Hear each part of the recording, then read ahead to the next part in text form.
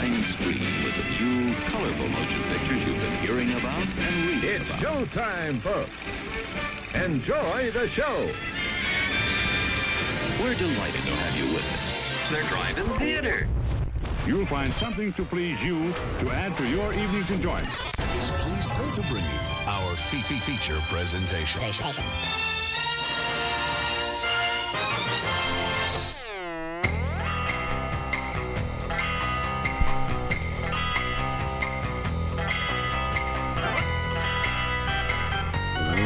What's up? Howdy doody.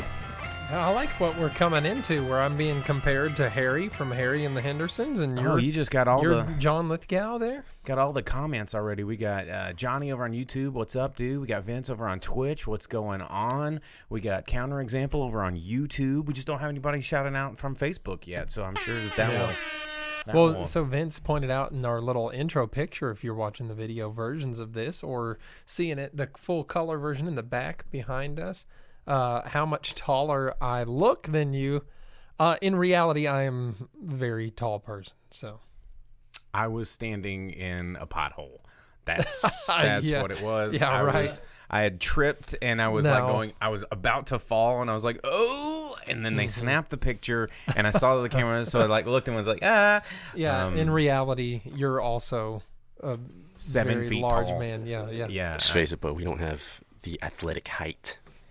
We're vertically challenged. I've accepted it. Me and the producer over here, we are of average stature. Thank you very much. And that is. What is your? Just going over to the producer cam again. What's your shirt there? It's not Nike, but just eat pho. Oh, I didn't realize that it was a spoon. Yeah. Yeah. Just slurp it. Spoon, a favorite of the Drive-in Speakerbox. Spoon. And I get the Mortal Kombat hat. Oh, that Mortal Kombat hat. Jake got me. The grip got me. Very nice. Oh yeah, dude. Yeah, let's get that. Over in the comments, Johnny says, "Hey, producer, glad that you're back." Hey, so thanks. he's been back from his little hiatus, but yeah. So welcome to the show. We've got some stuff to talk to you about. We're going to be talking about movies like we always do. There are actually new movies that are going to be released in theaters starting this weekend. One of the ones that I'm actually someone to knock Crude off of the pedestal. I know, because the Crudes 2 has is been that conquering the box office, right? Air quotes around this, because and what was the movie before it that just stayed at number one because there wasn't anything else? Yeah, like War with Grandpa or something dumb. It's just crazy, but these stale movies sitting there taking the box office. But one of them that I'm pretty excited about seeing, it's from the same producers of Color Out of Space and Mandy, which I don't know if you've seen both of those movies, but they are very strange, very Mandy's that like super gory. With Nick Cage movie? Cage, yeah, and Color Out of Space also starring Nick Cage, based off of H.R. Geiger. Not H.R. Geiger, that's a different weirdo. I was about to say Nick Cage and tentacle dicks wieners, everything. Yeah. No, Yeah. H.P. Lovecraft, okay. another consonant dot last name. Yeah, but far less penises and vulvas everywhere. Correct. Yeah, 'cause Nick- just as many tentacles, Yeah. but not all tentacles are penis. It's kind of like it's kind of like squares and rectangles. If you're comparing Geiger and Lovecraft, it's like not all penises are tentacles, but all penises are tentacles in those worlds. Does that make sense? Not all squares are rectangles, but not all rectangles are squares, but all squares are rectangles. But in the Geiger verse and Lovecraft verse, not all penises are tentacles, but all tentacles are penises, or something like that. I don't know. There's a flow chart we could draw. Let's not. And, yeah, if you don't know what we're talking about, do yourself a favor, And Google search or don't. do yourself an anti-favor and find a H.R. Geiger artwork book. He's the guy that designed Alien and the scenery around it and things of the like. Find his art books.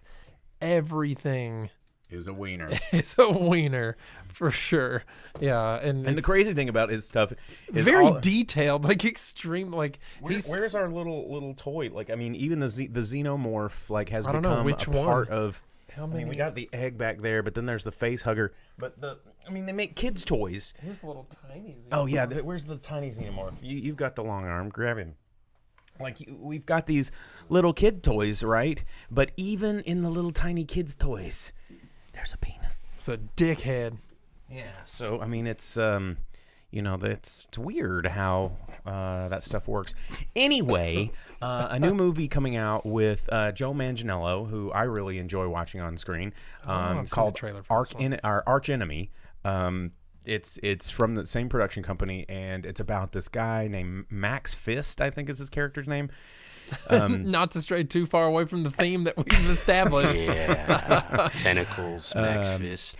But he, it's about this homeless guy who says that he has fallen to Earth from a different time and dimension and he was a super human or superpower hero on that planet, but here he doesn't have the source of his power, so it's just like this weird homeless guy.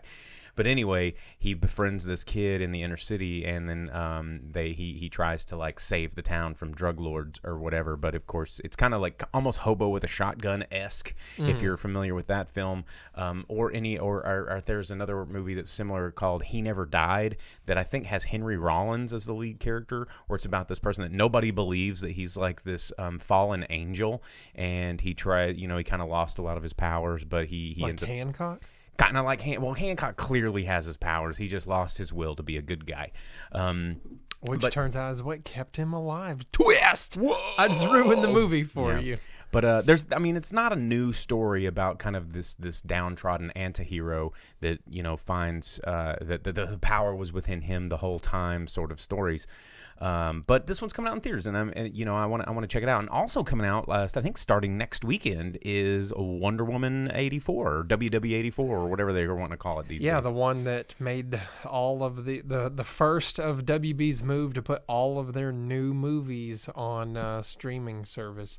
Yeah. I didn't know that Arch Enemy was coming out in theaters.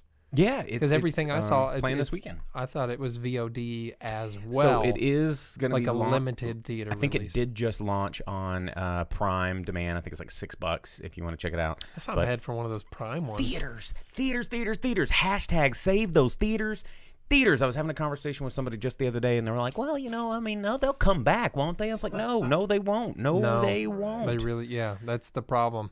What? Al says he never died. Awesome movie. I'm glad you checked that one out, Al. That was dude, Henry Rollins. I'll go watch this Joe Manganiello movie. Shout out to Velvet Santa over there on Twitch. We've just been recently joining onto the Twitch game over we've only been on Twitch 2 months now, maybe. Yeah, maybe. So if you're over on the Twitch, like, subscribe, share, so we can kind of build our Twitch cred. Because just a little backstory on the show. Drive-in Speakerbox started, almost 15 years ago on the radio. We've been doing this a really, really long time, reviewing movies. And the grip here is probably my 7th iteration of the co-host and probably the most solid one so far. Does that include the first time I co-hosted? Or No, I mean, because that was, you just came as a guest highlight. You didn't even, you're a guest co-host. Yeah, you're a guest. Wow. Now you're like the co-host. And so you're there. I mean, you've got an illustratory face of yourself on a picture right there. You're in, dude. You've been what is it? I paid for half of the crab back there. You've been vetted or yeah. Whatever it is. But anyway, so moving to the virtual world has been weird. I mean, we were a podcast back. Yeah, podcast killed the radio star. Yeah, but then podcasts died themselves. Like I think I started the podcast in 2010. Or 11, and everybody was like, "What's a podcast?" And then I abandoned the podcast, and then that's when podcasts got popular again. I was like, "Dang it!" And so anyway, it's been a weird journey of the show, but we're glad you're here, everybody that's tuning in new. Shout outs right there. Before we step too far away from this bit, Velvet Santa asked if I'm more Dick York or Dick Sargent. What say you, Jeannie? I don't know, but it's all Dick either way you go, right? Theme of the show. Yeah. Come on. Yeah, I'm the Geiger of the I Dream of Jeannie. Vince asked, no, but not Vince. Velvet asked if the guy that made the new Dune, Dylan Villeneuve, is fighting the HBO Max thing. Yeah, he's mad about it. And so is the entire cast so is and crew. Christopher Nolan. Christopher Nolan. He had nothing to do with Dune. No, but he has everything to do with teaming up with WB, and now he's like, hey, WB, screw you. Well, and when you have a name that big. And this is something that we touched on a little bit on one of the previous shows that I think in a conversation in our internal circulation chat that started earlier today about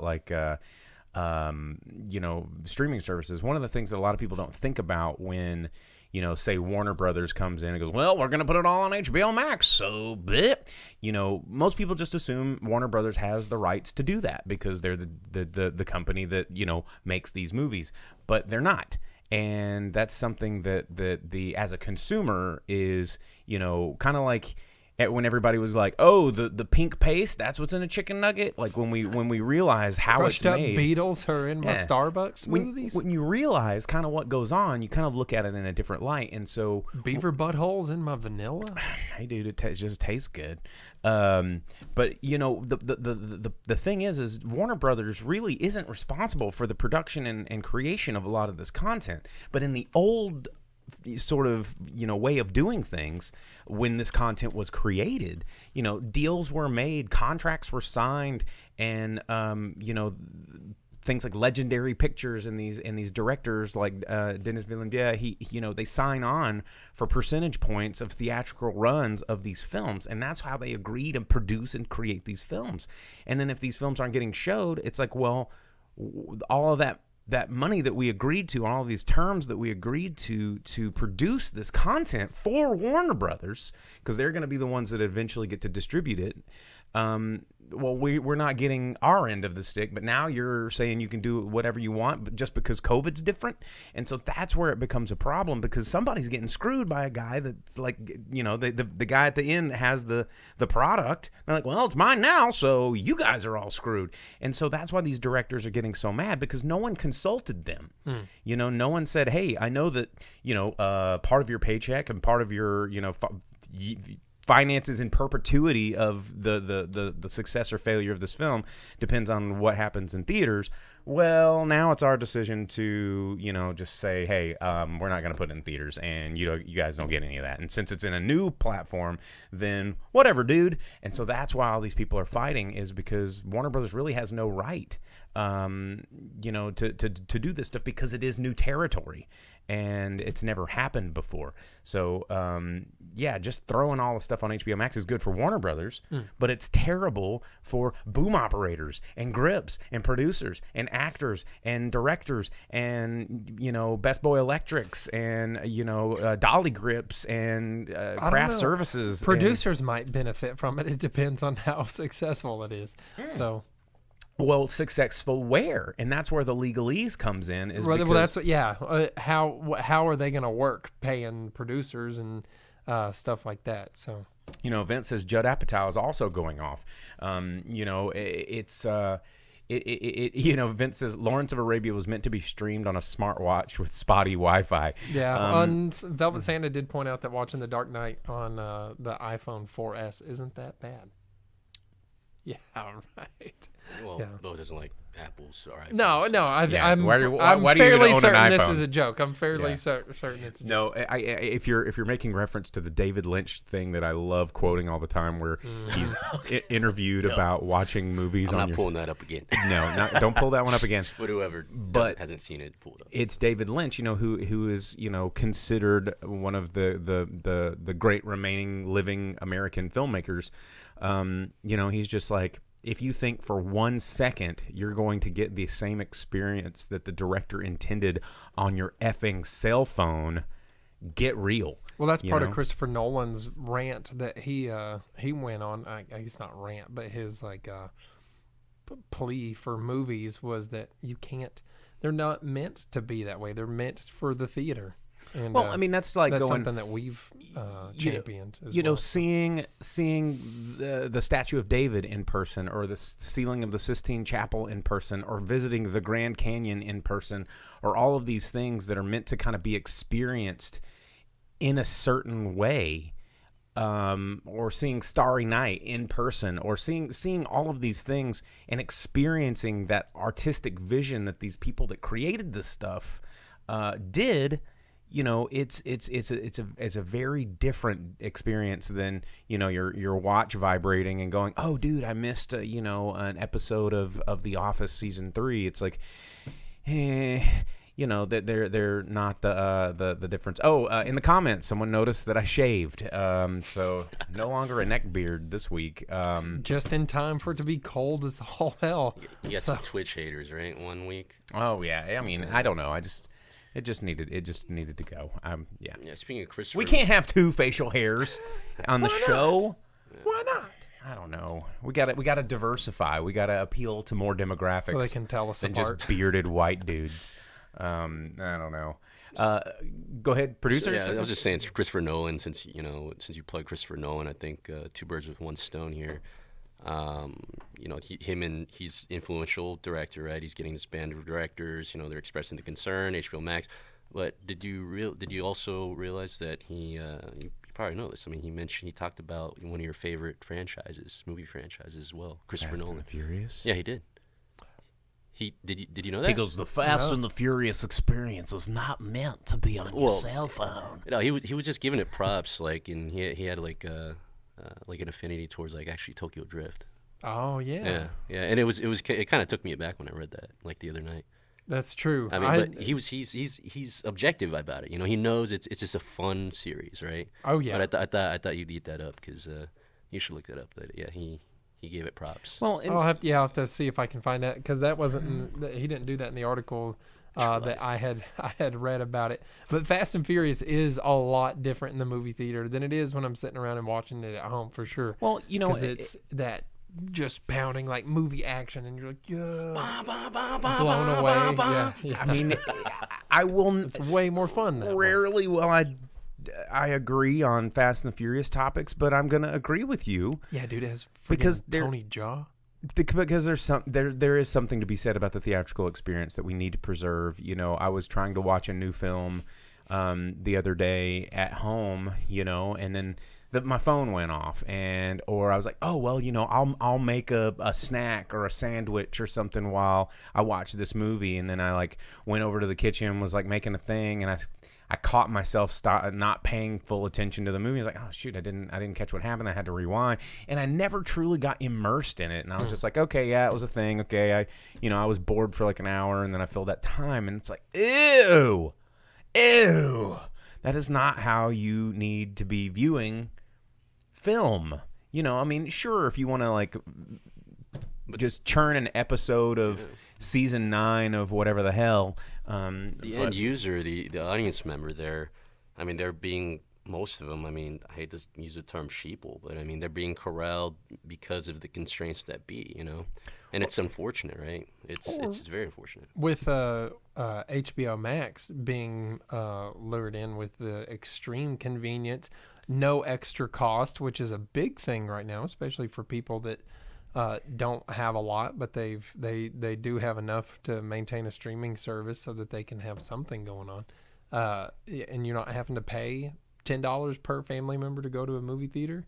You paid $15 that month instead of $40 to go to the theater or more for one movie, and it's already included on there. It's too good for people to not do that. It's easy adoption. It makes us forget quickly the things that we appreciate about it before, and then when it's too late, we're like, man, I wish, and then it's gone and you can't get it back. And I think that's what I'm worried about, is stuff going away. I know I use the example a lot about the drive-in. It's like, if we had let all the drive-ins die, where would we be right now? Look at how many people are clamoring back to the drive-ins, because the ones that held on by people kind of like me that are going and continuing to support. John over on YouTube says, glad to see we're both doing well. I'm glad we look like we're doing well. That's good. That's the magic of show business. Yeah, we put a show mask on over our struggle faces.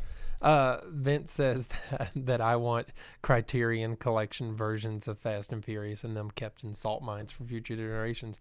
100% for sure.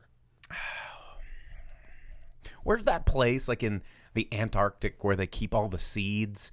It's in like Greenland or Iceland. That was the whole premise of the movie that was supposed to come out with Gerard Butler or whatever. There's been like 2 or 3 movies about that place. Yeah, but it's called like Iceland or Greenland, and that movie never came out. It's like the Ark. Well, there was a comedy that came out. I think it was maybe even Steven Soderbergh did it.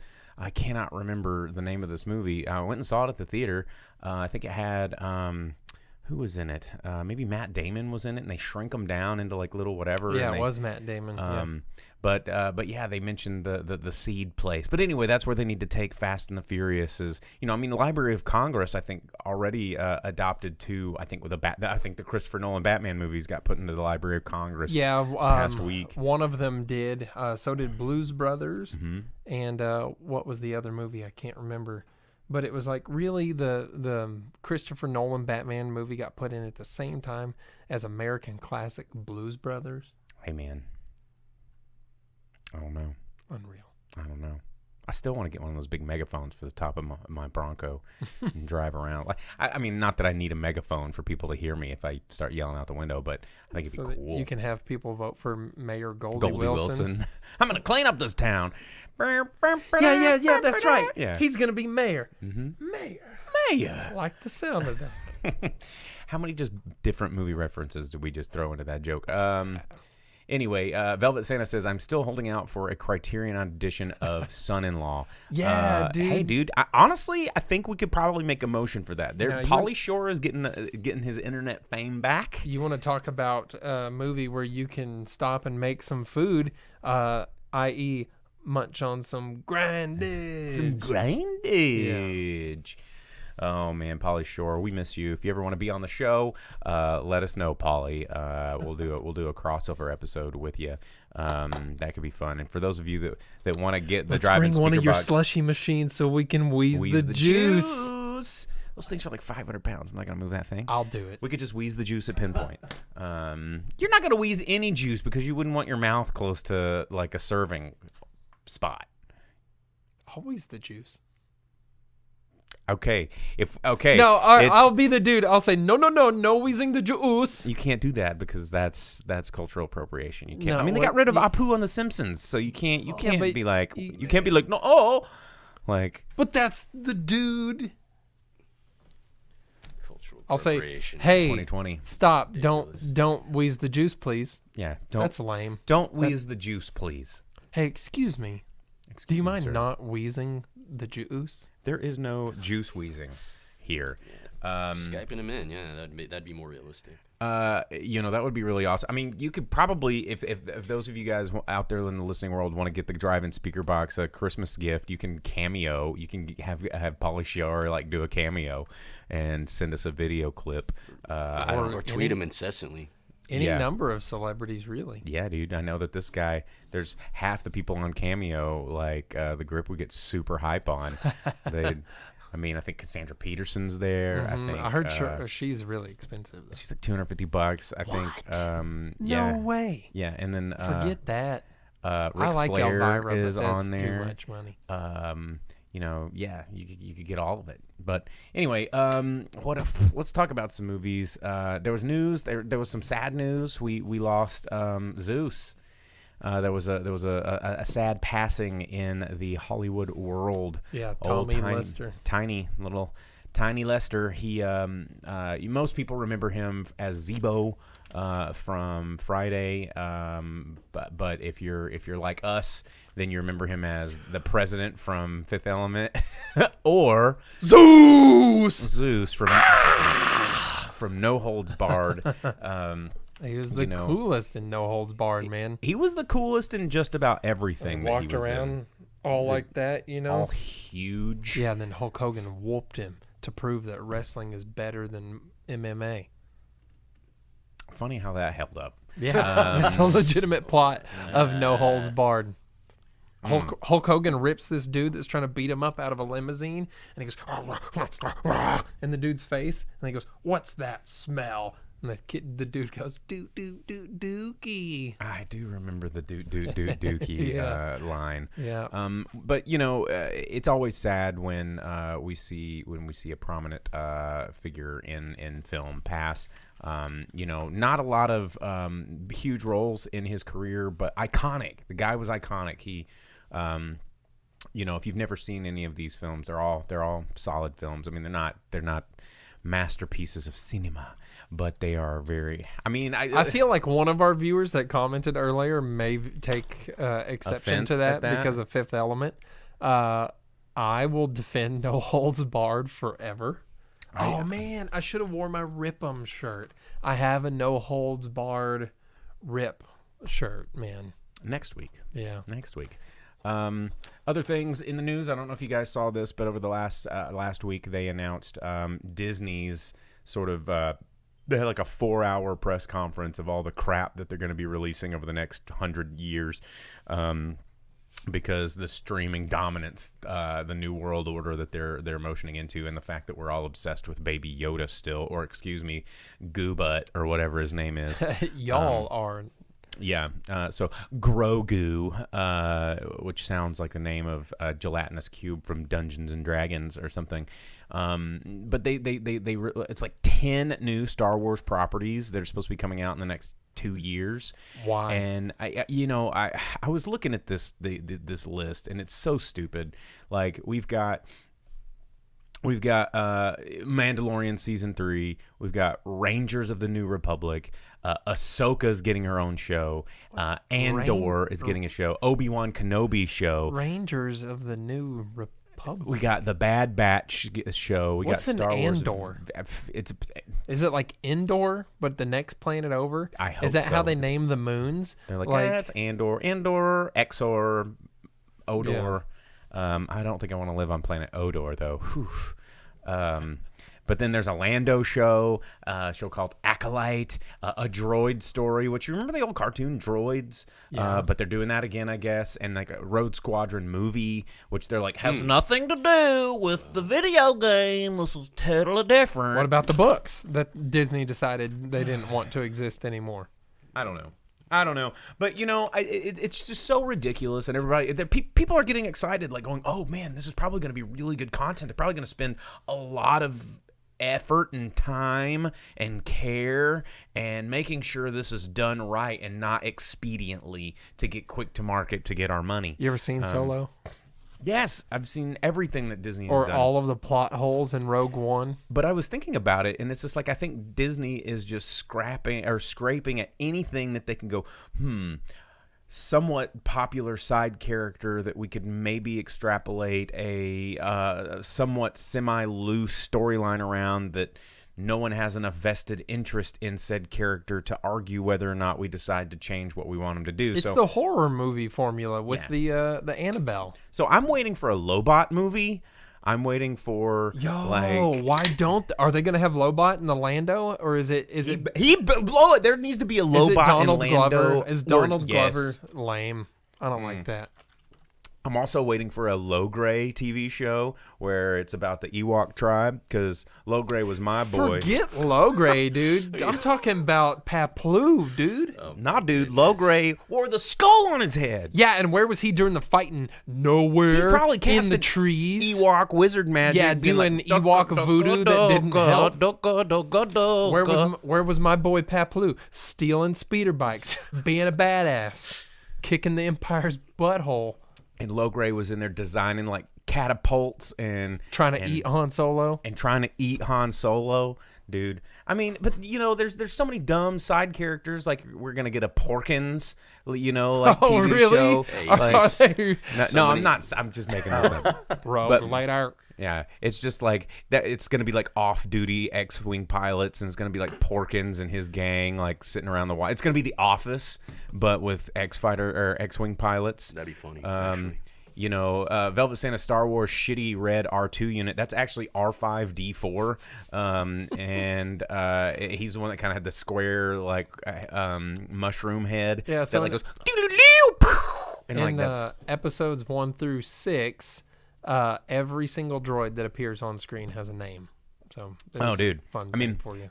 I think the one thing that would actually be kind of fun is if there was a whole series that's just different, follows Max Rebo and the Jizz Whalers going around to different like cantinas and playing shows. But they weren't part of his band. They weren't part of Max Rebo's band. If you're talking about the guys Jizz Whalers, no, that was the name. No, that was no. Jizz is the name of jazz in Star Wars, and you're thinking of the dudes from the cantina. I'm pretty in episode sure 4. Max Rebo. No, they were just called the Max Rebo Band, bro.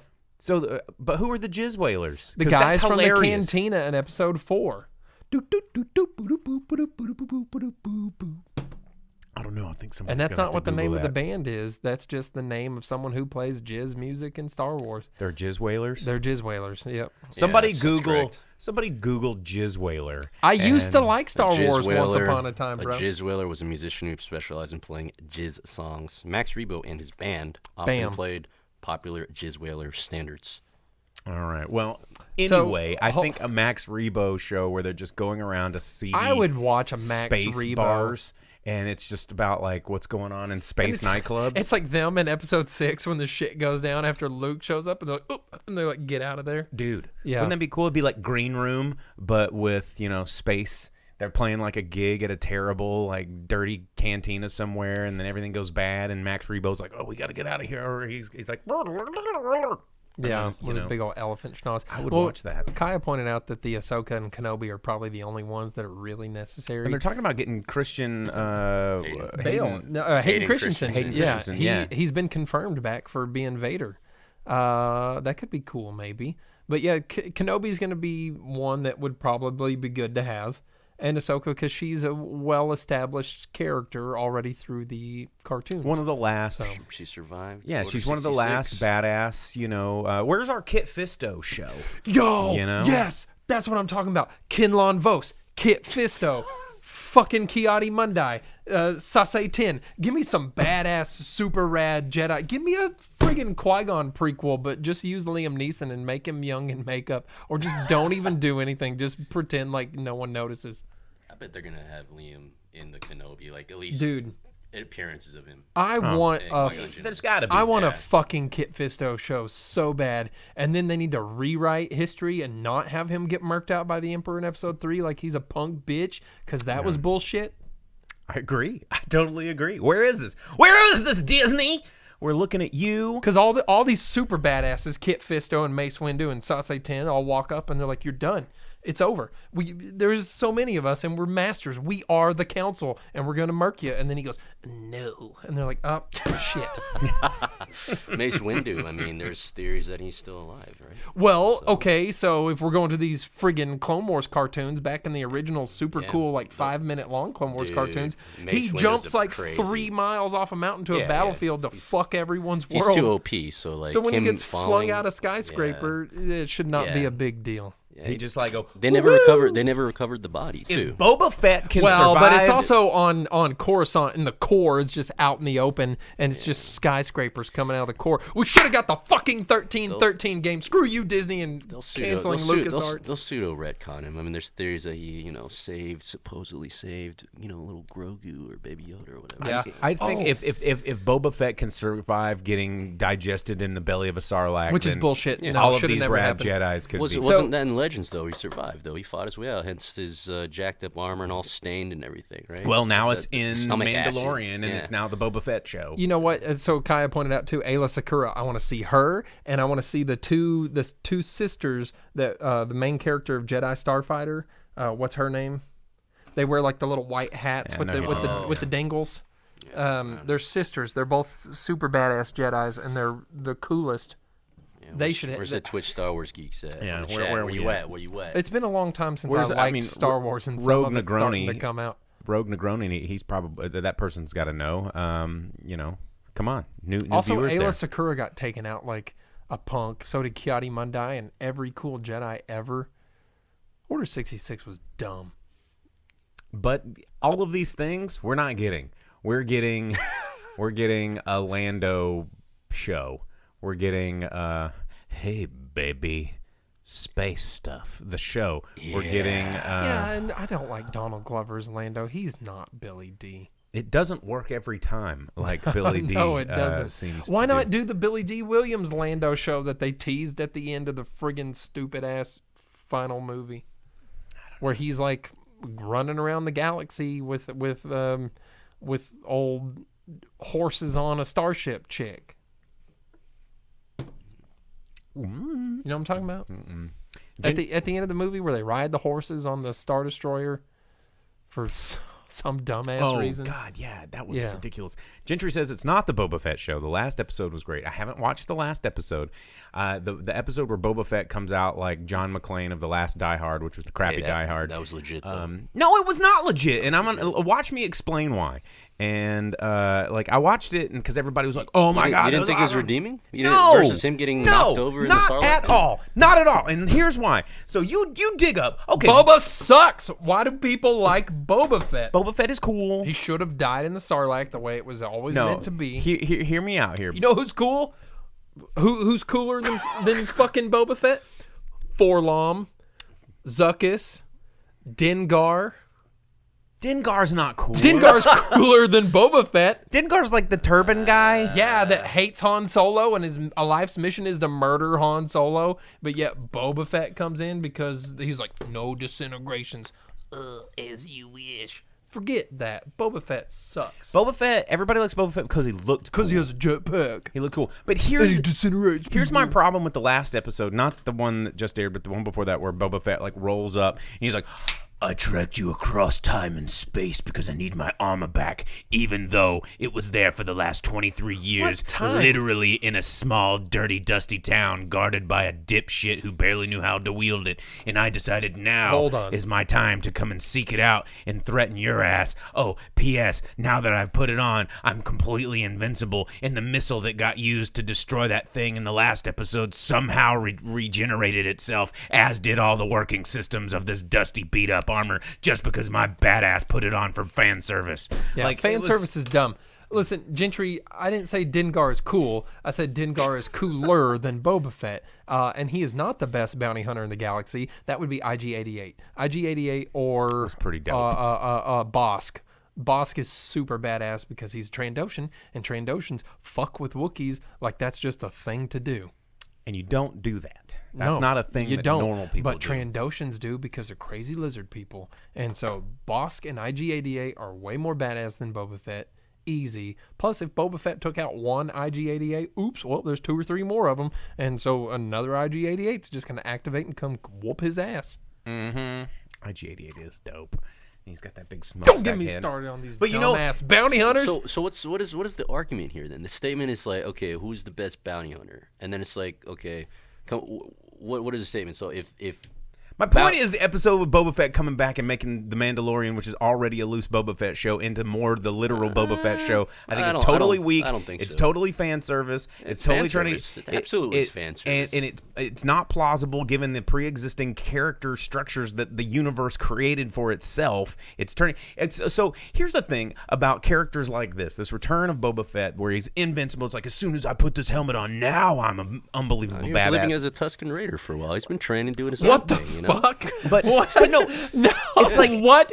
That's okay. So now back to what I said, where Dengar is cooler than Boba Fett. If you're living as a fucking Tusken Raider, well, and you're not shooting necessarily pod living, racers, not like living as one, but like a dumbass. No, like again, That's cultural appropriation. Yeah, like the whole, he's not living as one. He just happened to take, like certain weaponry, So why didn't he go get his freaking armor? What weapons would you take from the friggin' Tusken Raiders? They have a literal rifle. They shoot bullets in a galaxy where people use fucking lasers. Are you kidding me? So the problem is but they travel in straight lines to hide their numbers. The problem is that he knew the armor was being held by that one dipshit, that guy, right? So. I mean, why didn't you just automatically? Yeah, why didn't you just roll up there? If it was belonged to my family's passed down with my best guy. It was like 4 or 5 years, and he had escaped the Sarlacc pit, and he's maybe doing maybe doing a lot of crazy self-reflection. All it is that whole thing just makes like another novel or something. The whole time you're being digested in the Sarlacc pit, you're just looking back on your life. No, after you what escaped. Could I have done different? After he escaped, right? Well, Gentry says the worst bounty hunter is Greedo. I think that's only because you see him die, but Greedo did get the drop on Han Solo pretty good. So. Yeah. Anyway, yeah. Timothy Olyphant. He could have taken it any second. But the other thing is, like, you know, it was already established in the Mandalorian that their armors and their little bullets and their little, you know, things that make their weapons so cool are of limited supply. You know, in the very and they don't do shit against the lightsaber because Jango Fett's noggin got swiped. Well, off. and they established it like in the second Was it pure episode Beskar, where though, he's right? got the little needler blaster on his arm, and he's like, well, I'll trade you all these, like, you know, space monies if you'll make me more reloadable pellets for my arm cannon. And they're like, oh yeah, we'll do that. It is the way. And Why then, not just wait, just hang on. Let me explain how stupid this is, because it's only gonna be 2 seconds. And then, so they establish this limited supply of weaponry, okay, Beskar and whatever, and then they use the back missile, of which there's only one of, on the thing to destroy a deal off of some 27 billion or 26-year-old armor that's been in the belly of a Sarlacc. And then all of a sudden, since Boba Fett puts it on, it like goes, everything's regenerated and working perfectly. And he's like, pew, pew, pew, pew. And he's got like kneecap lasers, and he's got like more back missiles, and he's got things that flip down, and he's got laser things, and he's throwing everything. And it's so stupid because it makes absolutely no sense that just because he put it back on, he's ultra invincible, man. And he's... Yeah, I mean, has anyone ever played KOTOR or the Bounty Hunter game? You gotta reload, you know. And you know, my point is, going back to what I wanted to say about Die Hard, is the reason Die Hard, John McClane is so cool in Die Hard. And hear me out. This is a journey that we're gonna take for just a minute. Didn't he need to reload too? I mean, yes. Yeah, and he got brought out to L.A. to the party. I don't know. I think he's missing a couple mags there. Well, the thing that made that character originally so amazing and so you know, entrancing as a character is that he cut his feet up. He was afraid. He was running. He was experiencing pain and fear, and he overcame the odds. And he was just a dude caught in some circumstances, and then he persevered through it. He got beat up. He got bruised. He could barely walk. He had to get put on a stretcher at the end of it. But by like the 6th movie, and he's like 40 years older, and he like rolls in, and bullets are bouncing off of him, and then he's walking through fire, and he jumps off like 30 floors of a building and like lands standing straight up, and then keeps running, and he's like, and it's not fun anymore. You're like, talking about the one where Jai Courtney plays his son in Russia? Yeah, and like they're totally invincible the whole movie, and it's like, yes, I get it now that we have kind of got fan worship of this character as being this badass. Did you watch that movie? Yeah, it sucked. They talk about that. And because when they jump out the window onto that scaffolding, John McClane's like, "Oh, this is usually how this works." Yeah, well, and so, you know, the thing that made the very character so cool got thrown out the window because now we worship the character. So Boba Fett, the dude that really didn't do much other than get his back bumped by a stick and then go, oh, and land into a fucking snake belly, and then get farted out the other end and somehow managed to survive. But when he came out the other end of this sand lizard's belly, he became a super god space ninja. Like, what the fuck? Wait, he didn't climb out of the Sarlacc pit like he got duked out? I don't know how he got out of the Sarlacc pit. Maybe we don't know. But the point is, he's not that awesome, and it's silly in its fan service. He has an armor of fan service around him, and I just can't take it seriously. I can't take any of it seriously, and I try. But purely on action alone, I mean, I think it was an enjoyable scene. Sure, but and have a different person in there. There's some Indiana Jones sort of references, too, with the boulder and all that good stuff. I mean, you know what's also not cool anymore? Indiana Jones. Also, hey, 5th Indiana Jones movie. I don't need to see that. I don't need to see another Indiana Jones movie. Yeah, confirmed. No Time for Love, Dr. Jones. That's what that movie needs to be called. I don't know. I didn't want to talk about Star Wars this whole time. We're going to talk about other things. We only got like 15 minutes. I watched 2 movies. I watched the Joe Bob first half of the Joe Bob Christmas special, and they showed a movie that has been previously completely out of print for a really long time, and I was pretty excited about being able to watch like a non-weird bootleg copy of it, and it was 36.15 Code Père Noël, which is this weird French. You've probably seen a clip of it on YouTube where it's like, look at this insane movie about this kid kicking Santa Claus's ass, but it came out in 1989, a French movie that is about this home invasion Santa Claus murderer guy, and a lot of people claim that this is kind of what Home Alone got their idea from. There's a lot of debate, even lawsuits happen. Does it have some wet bandits in it? Well, Santa is it's like this creepy homeless guy that tries to dress up as Santa and break into this kid's house while he's home alone, and he's like this rich kid who's the son of this department store mogul, and he sets up all these traps, and he has all the coolest gadgets, and he is just trying to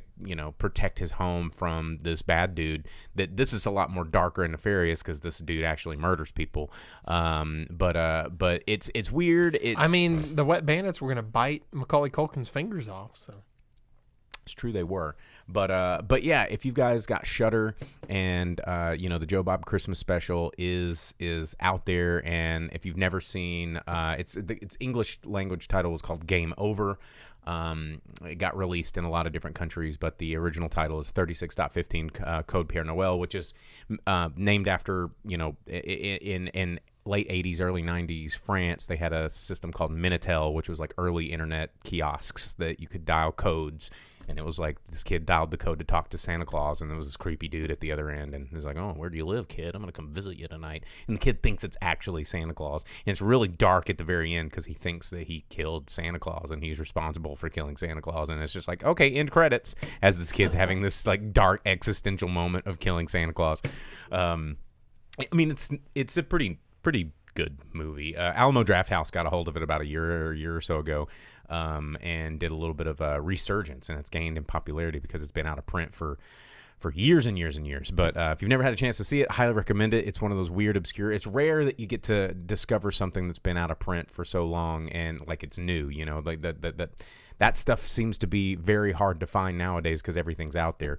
So it's a kind of rare opportunity. So what did you see? Well, speaking of kids that want to kill Santa, I watched that new Mel Gibson movie, Fat Man, with Walton Goggins and Mel Gibson. And Johnny Dalton says he's an American not reading those subtitles. You're missing out on a lot of movies.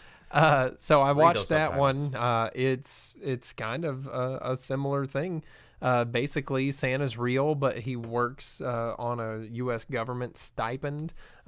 He's paid based on how many toys he delivers out in the world, and the amount of toys he delivers are based on how many kids are good, and production's down because people are awful, and so the U.S. government contracts him to build fighter plane parts. But it come Christmas time, he's still delivering coal, and this evil little kid that hires a hitman to make sure he wins science fairs gets a piece of coal, so he hires the hitman who's already obsessed with Santa to go kill Santa. And through some investigation, he finds where Santa lives in Alaska and goes to kill him. And so a showdown ensues. Pretty much it. Face value, you get what you get. We were talking about this the other day about how some of these Christmas movies where the kid has a big chip on his shoulder about something he never got from Santa and takes it personally for weenie whistles. We were talking about the weenie whistles, and what kind of, and I posed the question, it's like, well, what kind of asshole is Santa Claus if 30 years later he's like, well, fine, here's your weenie whistle, you non-believer. But then you made a good point. It could have been a different Santa Claus. It could have, yeah. So in the Tim Allen, the Santa Claus, it was a different Santa, and he may have felt differently about. So does that mean Judge Santa Reinhold his weenie whistle doesn't only refer to the nice or naughty list, but Santa has picks priority to his friends and stuff like that? Because that's an abuse of power. Well, I don't know, but we need to cancel Santa. In the Fat Man, there is you find out that Walton Goggins' character hates Santa for a reason. He got a toy from Santa, and he's obsessed with all of these toys. And towards the end of the movie, you find out why he hates Santa and why he carries around toys and buys them all from all these other people and stuff. So it's an interesting take, and going back to that kind of like hobo with a shotgun, kind of like what's the ones with friggin' I like how we Death mentioned Wish. Hobo with a Shotgun twice. No, today. but like, yeah, I was just going it's back good. to like it kind of like Rutger Hauer, y'all. a brutal, like kind of gore-filled shoot fest, there for a little bit. So, I don't know. It's out there. It's a movie that you can watch at home. Not one that I felt like I had to see in the theater. So it was okay for home release.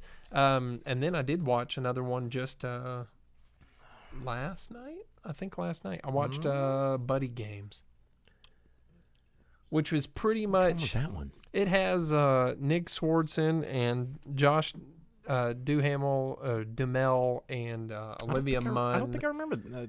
It's new. Okay. It just came out here in the last week or two. It was slipped off my radar. It's basically like that movie Tag. You remember Tag? I do remember Tag, yeah. So it's like that, except filled with nothing but like penis and poop jokes. Well, it's like they do. just a super crude version of that. It has the dude from Psych and Dukes of Hazzard. He was in Dukes of Hazzard. It has Kevin Dillon. It has Dax Shepard. Yeah. Dax. But it's like not a must watch, really. Doesn't sound like it. It doesn't sound like you're that hype about it. No, it was. I like Nick Swardson, so I was like, you know what, I'll watch like it. Nick I do Swardson. like Nick You really Swardson. do like Nick One of the Swardson. hardest I've ever laughed in my life was seeing Nick Swardson live.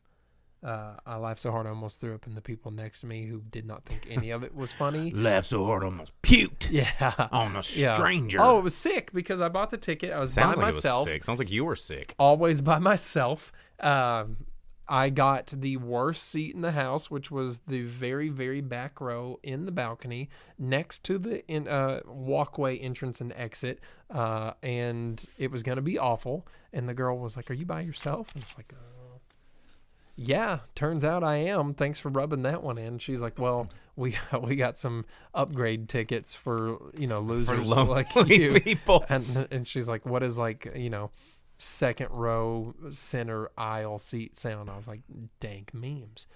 So I got to sit real up close, and I laughed so hard, and it was the best time. Did you pee yourself? No. Okay. What? No, dude, I'm a grown man. Well, you almost vomited on a stranger. Yeah, well, so. that's because I couldn't breathe. I was laughing so hard, man. And I didn't vomit on them. I was at the aisle seat. Anyhow, the point is I watched it because I like Nick Swardson. Nick Swardson doesn't really disappoint, but the movie as a whole definitely does. It's just like Tag, except way more crude. Johnny asks in the comments, he says he's still waiting for his Virtual Boy. I have one. It's not worth it. I've still got an old one, and I think it still works. It's terrible. Vince asked if I saw Bucky Larson, Born to be a Star. I did. I watched that movie in the theaters. Not as bad as you would think it would be. I think I'm one of 50 people that watched that movie. Oh, I tried. I couldn't. I couldn't do it. Really? I couldn't do it. So comedies and me, man. I don't know. I've always had this thing about like, I consider them procedurally generated scripts where it's just like take whatever's funny at the time and just. What about Beverly Hills Cop? Beverly Hills Cop's different. It just hits different. I mean, it's a detective noir. What about Big? Big is not really a slapsticky comedy. I mean, there's times. What about Christmas Vacation? Christmas Vacation, there's a reason I can only watch it every so often, and there's the jokes. I feel like Christmas Vacation, I can never watch it by myself. It has to be like a communal shared experience. Because if I'm just sitting there, the only part in Christmas Vacation that gets me every single time is the part where he captures his boss and has that like loses his shit moment. Yeah, the rant. Because that's Merry Christmas. Holy shit. Speaking of 80s kind of going off on people Christmas movie moments, I was proposing the idea of renting a theater in the next week or so because we missed Die Hard, can't do that one. And I think we almost missed Christmas Story as well. But I'm not Scrooged. Yeah, dude. Oh, that would be a good one. Oh, and watching Scrooge in the theater would be perfect because at the end of the movie, he talks to the people in the theater and he gets you to sing, and then he tells you how bad your section is at singing. Yes. And I've never got to see it in the movie theater. Yeah. I think that would be really cool. So That would be cool. You know, maybe I don't know what you and your family's doing on Christmas Day, but Maybe going to Scrooge, Scrooge, huh? reserving in our own theater. I do like Scrooge. Because that's a tradition that me and my family would always do. We'd always go see a movie on Christmas Day in the theater, and I'm like, what are we gonna do? And I looked at showtimes, and there is a theater available that we could rent for ourselves and watch Scrooged. That would be fun. I like that. Gentry said he saw it in the theater. Was that recently or back in the before times?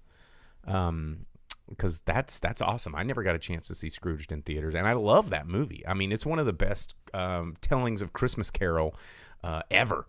Like, it's so good. Yeah, dude, it has Carol Kane and it's the crazy fairy Christmas Ghost of Christmas Present. It has the super cool cabbie. It has Lois Lane, or not Lois Lane. It's the girl from Indiana Jones. What's her name?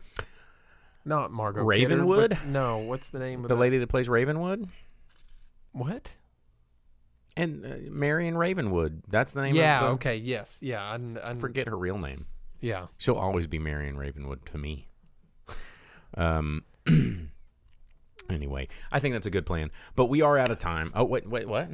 Oh, I was just, You were about to, you had a thought. You had No, we didn't even get to the freaking Advent calendar. Oh, we need to do that. It we has gotta the, turbocharge it has our Advent the calendar. lady from First Contact is what I was going to say. What day are we on? 8. We're on day 8. We Okay, gotta go 8 through 14. We got to go to the Gremlins Advent calendar, you guys. I'm just gonna get in here.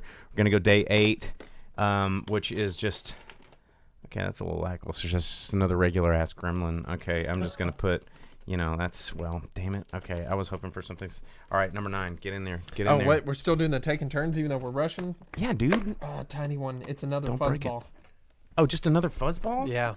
Oh, that's at least it's different. Okay. I feel like they blew their wad on the first one. Here we go, number 10. Oh, another cute.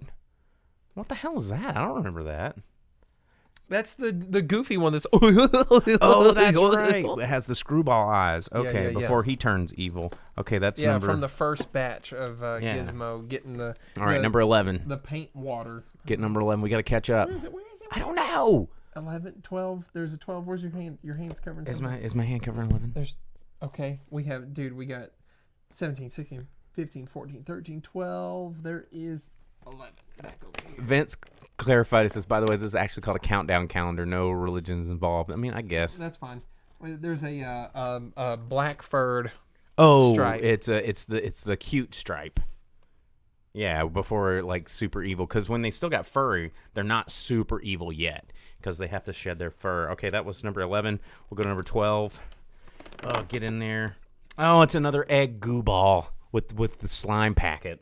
Goo ball. Okay, that's not cool. All right, what do we got? Number 13.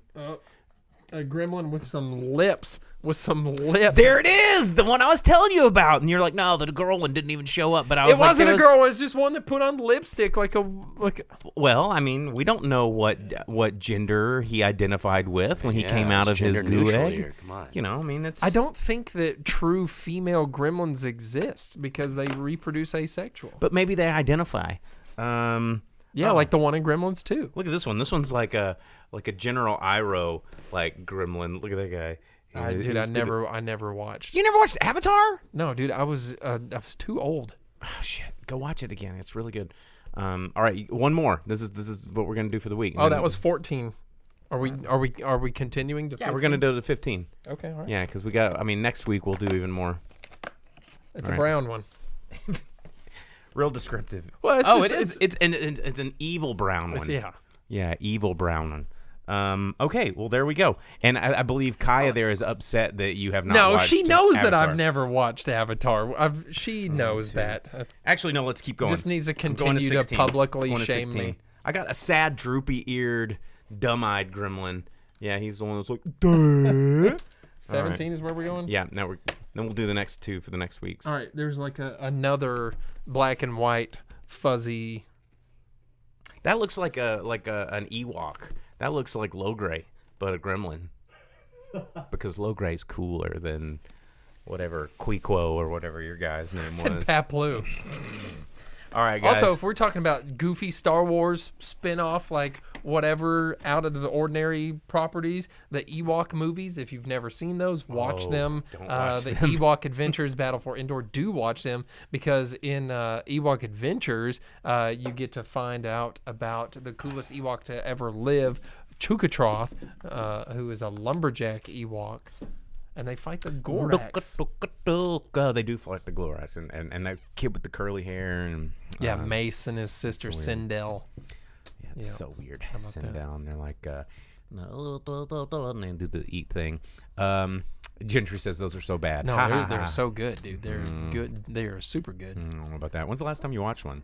2 years ago. Okay.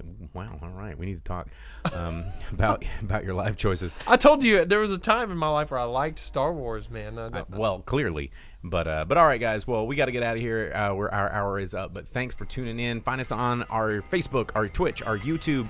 Send us an email, drive-in-speakerbox@gmail.com. Whatever. Like, subscribe, tell your friends. Find us on wherever you get your podcasts: Spotify, TuneIn, Apple Music, Google Music. I'm the boom operator. I'm the grip. We'll see you guys next week.